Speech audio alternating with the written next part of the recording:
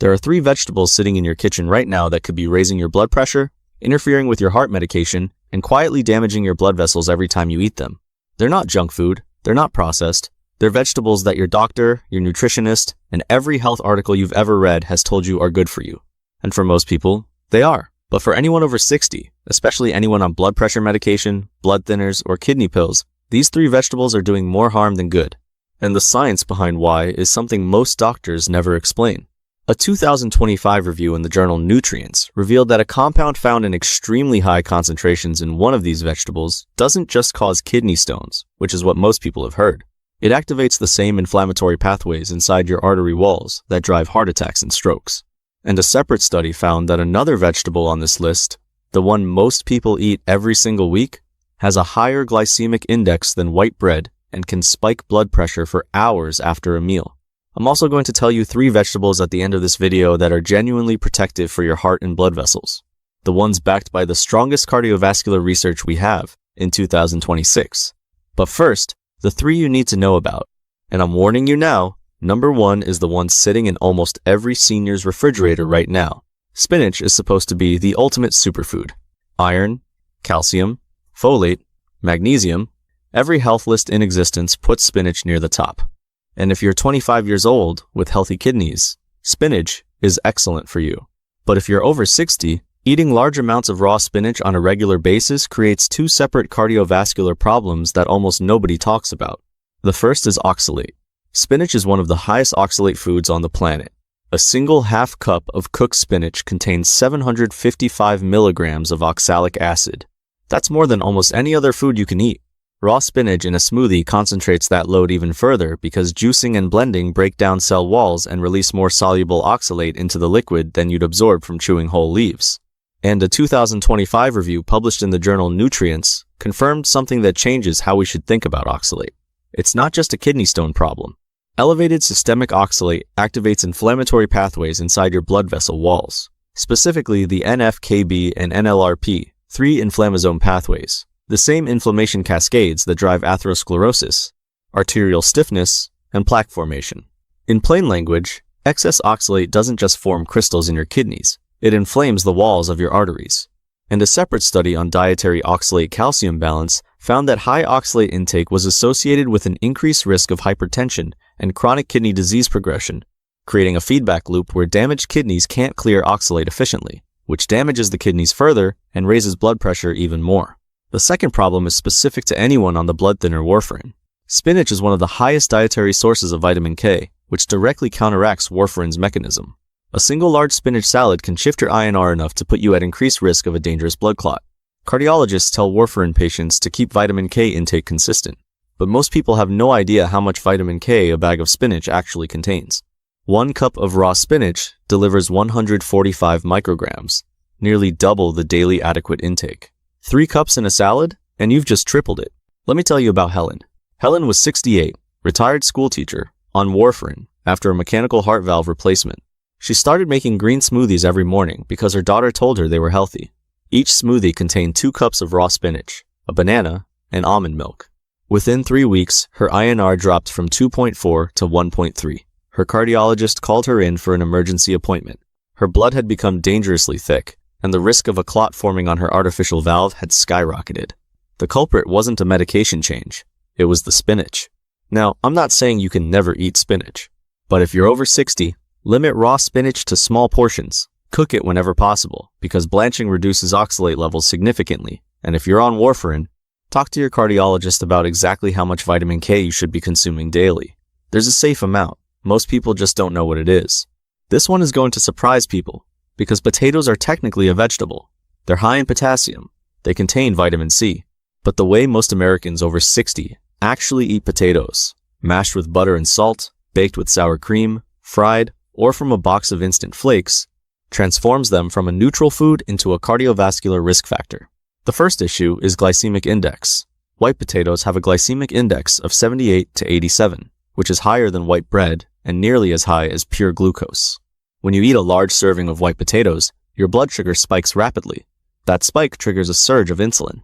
And here's the cardiovascular mechanism most people don't understand. Chronically elevated insulin doesn't just affect your blood sugar. It directly acts on your kidneys and tells them to hold on to sodium. More sodium means more water pulled into the bloodstream. More water means higher blood volume pressing against your artery walls.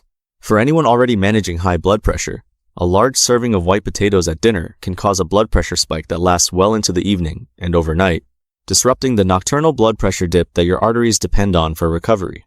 A large prospective study that followed over 187,000 healthcare professionals for more than 20 years found that replacing one serving of potatoes per day with a non-starchy vegetable was associated with a finally measurable decrease in hypertension risk. The researchers attributed this largely to the glycemic load difference between potatoes and other vegetables. The second issue is what happens when potatoes are fried.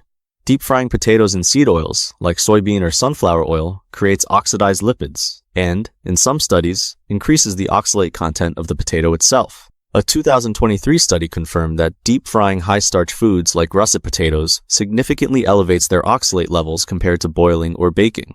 So you're not just getting the glycemic spike. You're getting the inflammatory oxalate load and the oxidized oils that damage your endothelium on top of it. French fries and potato chips are essentially a triple threat to your cardiovascular system. Glycemic spike, oxalate-driven inflammation, and oxidized lipids all in one serving. The third issue is processed potato products. Instant mashed potatoes, frozen hash browns, and potato chips all contain added sodium, preservatives, and in many cases, phosphate additives that accelerate arterial calcification. A single serving of instant mashed potatoes from a box can contain 400 to 700 milligrams of sodium before you add any salt yourself. Most people eat 2 or 3 servings, which means a single bowl of instant mashed potatoes can deliver over 1,500 milligrams of sodium. That's the entire daily limit recommended by the American Heart Association for someone with high blood pressure consumed in one side dish. The swap is simple. If you love potatoes, switch to sweet potatoes. Sweet potatoes have a significantly lower glycemic index, contain more fiber, deliver nearly twice the potassium of white potatoes, and are rich in beta-carotene, which is an antioxidant that supports endothelial health. Bake them, mash them, roast them. You get the comfort food experience with a fraction of the blood pressure impact. This is the one that's going to make people angry because beets have been marketed as one of the ultimate heart-healthy vegetables, and fresh beets, eaten in moderation, genuinely are beneficial. They're packed with nitrates that the body converts into nitric oxide, which relaxes and widens blood vessels and lowers blood pressure. That's real science. That's not disputed. But there are 2 serious cardiovascular problems with how most people over 60 are actually consuming beets, and both of them can make your heart condition worse instead of better. The first is canned beets. The canning process adds enormous amounts of sodium. A single cup of canned sliced beets can contain 350 to 600 milligrams of sodium depending on the brand.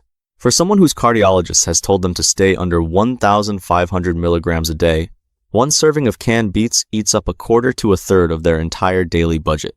And most people eat canned beets because they're convenient, without checking the label, without draining and rinsing, and often alongside other sodium-heavy foods in the same meal. The nitric oxide benefit from the nitrates is completely wiped out by the blood pressure spike from the sodium. You're essentially taking 1 step forward and 2 steps back with every forkful. Here's the math that nobody does. Fresh beets contain roughly 65 milligrams of sodium per cup. Canned beets contain 350 to 600. That's a 5 to 9 times increase from the canning process alone. The vegetable you thought was lowering your blood pressure is delivering a sodium load that raises it. And because beets taste slightly sweet, people don't associate them with high sodium the way they would with canned soup or processed meat. The sodium hides behind the flavor.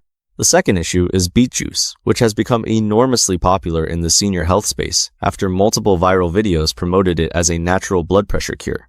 Concentrated beet juice does deliver a measurable blood pressure reduction in clinical studies. That's real. But here's what those viral health videos don't mention. Beet juice consumed in excess, more than 250 milliliters per day, can cause dangerously rapid drops in blood pressure when combined with antihypertensive medication. If you're on amlodipine or lisinopril and you drink a large glass of concentrated beet juice, the combined vasodilating effect can push your blood pressure too low, causing dizziness, lightheadedness, fainting, and falls. For a 70-year-old, a fall is not a minor inconvenience. It's a broken hip. It's a hospital stay. It's a potential death sentence. Hip fractures in adults over 70 carry a 1-year mortality rate of roughly 20 to 30%. That single glass of beet juice can trigger a cascade that ends in a hospital bed. And there's a third factor most people aren't aware of. Beets are high in oxalate. Not as high as spinach, but significant. Regular consumption of large amounts of beet juice concentrates that oxalate load, which, as I explained earlier, activates inflammatory pathways in your blood vessel walls. You're trying to lower your blood pressure with nitric oxide while simultaneously inflaming your arteries with oxalate. The two effects work against each other. Let me tell you about Richard. Richard was 74, retired plumber, had been on 2 blood pressure medications for 6 years. His numbers were stable around 138/84, which his cardiologist called well-controlled. Then Richard saw a video online about beet juice lowering blood pressure naturally and started drinking 500 milliliters of concentrated beet juice every morning alongside his pills. He didn't tell his doctor. He figured it was just a vegetable. How could it be dangerous? Within 2 weeks, he started feeling dizzy when he stood up from his recliner. He ignored it. On day 16, he fainted in his bathroom and broke his wrist hitting the tile floor. His blood pressure had dropped to 88/52. The paramedics told him he was lucky he didn't hit his head. His cardiologist told him to stop the beet juice immediately and eventually reduced one of his medications because the combination of the drugs plus the concentrated nitrate from the juice had been too powerful. The beet juice was doing exactly what it promised, lowering blood pressure, but it was doing it on top of medications that were already doing the same thing, and nobody had warned Richard that stacking the two was dangerous. Now for the other side of the equation. These 3 vegetables have the strongest cardiovascular research behind them as of 2026. Leafy greens cooked properly, particularly kale and Swiss chard. When you cook these greens by blanching or steaming, the oxalate content drops significantly while the potassium, magnesium, and nitrate content remains intact. A large UK biobank study of 400,000 people found that higher cooked vegetable intake was associated with lower cardiovascular disease incidence. The key word there is cooked. Raw leafy greens in massive smoothie quantities deliver concentrated oxalate loads that your kidneys and blood vessels have to process. Cooked greens deliver the minerals your cardiovascular system needs without the inflammatory payload. Steam them, sauté them in olive oil, or blanch them briefly and add to soups. 2 to 3 servings per week is the range the research supports. Broccoli and other cruciferous vegetables. Broccoli contains sulforaphane, a compound that activates the NRF2 antioxidant pathway in your body. This pathway is your cell's built-in defense system against oxidative stress, the same oxidative stress that damages your endothelium and drives plaque formation. Sulforaphane has been shown in multiple studies to reduce inflammatory markers, improve endothelial function, and support healthy blood pressure. Brussels sprouts, cauliflower, and cabbage all deliver similar benefits. 2 to 3 servings of cruciferous vegetables per week is the sweet spot in the research. And unlike spinach, cruciferous vegetables are low in oxalate, so you get the cardiovascular protection without the inflammatory downside. Tomatoes, especially cooked. Tomatoes are one of the highest natural sources of lycopene, an antioxidant that has been shown in clinical research to reduce arterial stiffness and improve endothelial function. The bioavailability of lycopene actually increases with cooking, which means a homemade tomato sauce delivers more cardiovascular benefit than a raw tomato. A meta-analysis of 21 studies found that lycopene supplementation from tomato products significantly reduced LDL cholesterol and blood pressure. Pair cooked tomatoes with a drizzle of olive oil, and the fat helps your body absorb even more lycopene. Use fresh or no salt added canned tomatoes as the base for sauces, soups, and stews throughout the week. 3 vegetables that millions of people over 60 eat every week thinking they're helping their heart, and in many cases, they're doing the opposite. Raw spinach flooding your system with oxalate that inflames your artery walls and interfering with warfarin if you're on it.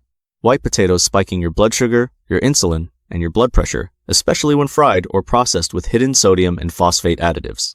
And canned beets, or concentrated beet juice, overwhelming your system with sodium or dropping your blood pressure dangerously low when stacked on top of medication. None of these vegetables are evil. All 3 can be eaten safely with the right preparation, the right portion, and the right awareness of how they interact with your medications and your cardiovascular system. The problem is that most people have never been told any of this. Their doctor says, eat more vegetables, and leaves it at that. But for someone over 60, on heart medication, managing blood pressure, the specific vegetable, how it's prepared, and how much you eat matters just as much as whether you eat it at all. And now you also know the 3 vegetables that the strongest cardiovascular research actually supports. Cooked leafy greens for potassium and nitrates without the oxalate overload. Cruciferous vegetables for sulforaphane and antioxidant protection. And cooked tomatoes for lycopene that directly improves arterial flexibility and endothelial function. Build your meals around these 3, and you're giving your blood vessels exactly what they need. You now know which 3 to be careful with, how to prepare them safely if you still want them, and which 3 to eat more of. That's the kind of specific, actionable knowledge that can actually change your cardiovascular health, not just a vague instruction to eat better. Use it.